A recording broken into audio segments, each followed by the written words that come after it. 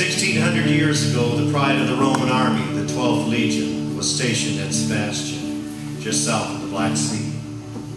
It was midwinter, and a harsh order had just come, a messenger from the capital, Constantinople. Reigning as emperor at this time was Valerius Licinius, whose vicious hate for Christianity has caused the death of untold thousands of martyrs. Snow was falling as the emperor's new law was read to the soldiers standing at attention. Under penalty of death, read the commander, all members of the Roman army must at once offer sacrifices to the emperor and acknowledge him as their one and their true God. No one blinked an eye. They were Roman soldiers, the most highly disciplined in the world. But every mind immediately went to the 40 among the ranks who were Christians. The same thought went through each soldier's mind.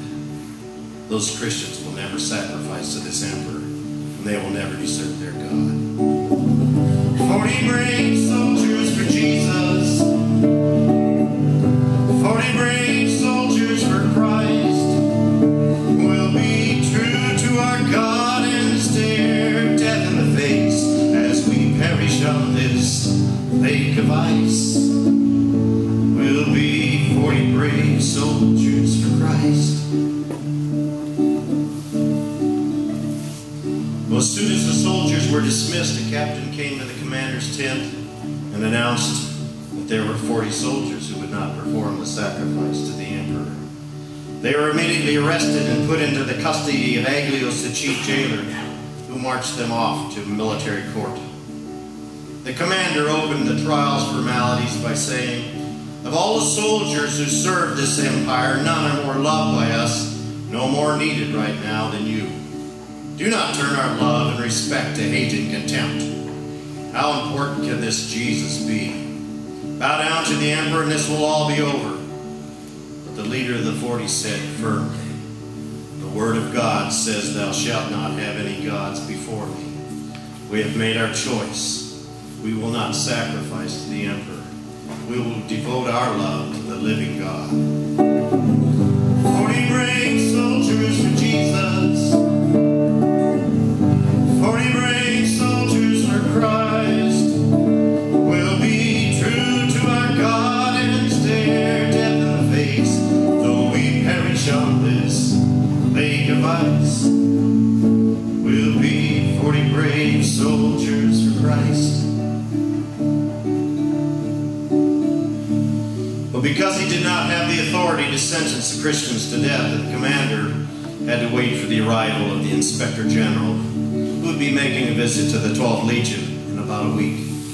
The Christians were put into the custody of Aglios, the jailer, for that entire week. And when the general came, he agreed with the decision of the commander and gave the Christians a choice: worship the emperor or be delivered over to torture and death. The Christians remained firm. "You can have our armor," they said. "Our names, our very lives. We've made our choice, and we prefer our God." Then the soldiers heard their sentence. They were to be bound with strong ropes and led to the shore of a nearby frozen lake, where at sundown they were to be stripped and marched out to the middle of the ice.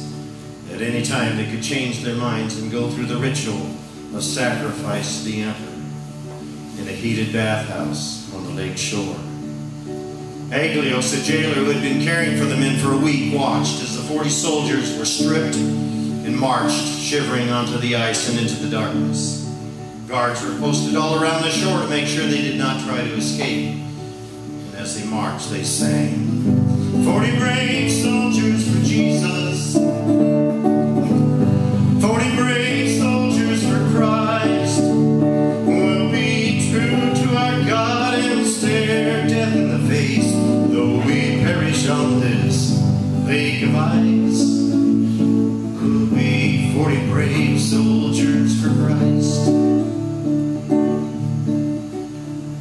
For a while, their song echoed all through the camp. But as the hour of midnight approached and the temperature continued to drop, their voices grew more and more weak. Then, one of the 40 was seen emerging from the frigid darkness. He was giving up. He would sacrifice to the emperor. He fell to his knees on the shore and began crawling to the bathhouse. And only Aglios the jailer was awake to hear the thin voices of the ones still on the ice, still shivering.